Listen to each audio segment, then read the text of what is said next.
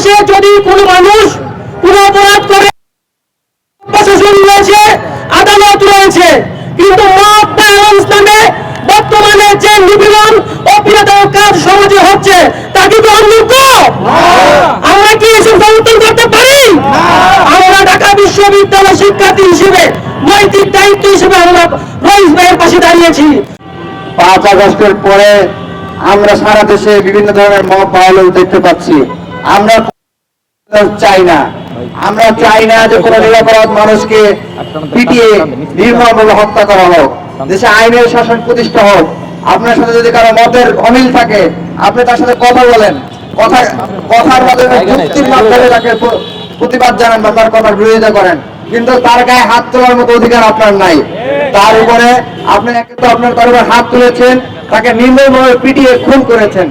আমরা তীব্র নিন্দা জানাই। এবং পানি যখন চেয়েছে, পানির মুখের সামনে থেকে এনে আবার ঘুরিয়ে নেওয়া হয়েছে, এটা আমি শুনতে পেয়েছি। আমরা তীব্র নিন্দা জানাই এবং যারা এই ধরনের মব ভায়োলেন্সের সাথে জড়িত সবাইকে তদন্ত সাপেক্ষে দৃষ্টান্তমূলক শাস্তির মুখোমুখি করতে হবে।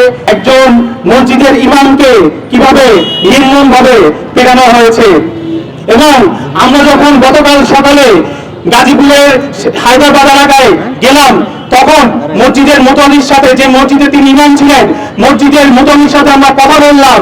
মসজিদের মুতল্লির ভাষ্য মতে, অর্থাৎ যেই মিথ্যা অভিযোগে, মিথ্যা অপবাদে তাকে পুলিশের কাছে দেওয়া হলো, তাকে মামলা দেওয়া হলো, মব ভায়োলেন্স করা হলো, সেই অভিযোগটি সম্পূর্ণ মিথ্যা, এবং 2 মাস আগের সেই অভিযোগের ভিত্তিতে তাকে মব ভায়োলেন্স করা হয়েছে। মব ভায়োলেন্স যেন এই বাংলাদেশ থেকে চিরতরে দূর হয়, আমরা সে আওয়াজ তুলতে যাচ্ছি আজকে ঢাকা বিশ্ববিদ্যালয়ের রাজু ভাস্কর্যের পাদদেশ থেকে। কোনোভাবেই যেন মাওলানা রইসুদ্দিনের মতো কোনো মানুষ, নিরপরাধ মানুষ যেন তাদের প্রাণ না হারায়। আমরা আশাবাদী ছিলাম যে ফ্যাসিস্ট সরকারের পলায়নের পরে আমরা একটা সুন্দর বাংলাদেশ দেখব, যেখানে মানুষ ন্যায় বিচার পাবে, যেখানে কেউ মব জাস্টিসের শিকার হবে না, এবং কেউ অন্যায় অত্যাচারে এবং কেউ নিগৃহীত হবে না।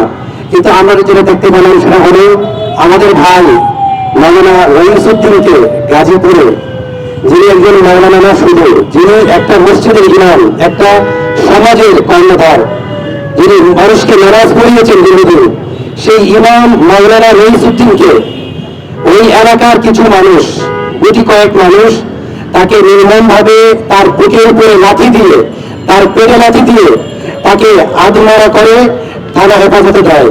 এবং এর চাইতে দুঃখজনক বিষয় হচ্ছে যে পুলিশের হেফাজতে কারাগারের মধ্যে পানাহারবিহীন, কোনো কিছু খাওয়াবিহীন আমাদের ভাই রইসুদ্দিন জেলখানার মধ্যে পুলিশদের হেফাজতে থাকা অবস্থায় তিনি রাত 3টা বাজে দুনিয়া থেকে বিদায় নিয়েছেন। তারপর একে একে আমাদের কিছুদিন পূর্বেই পারভেজ এক ভাইকে হাসির অপরাধে তাকে হত্যা করা হয়েছে।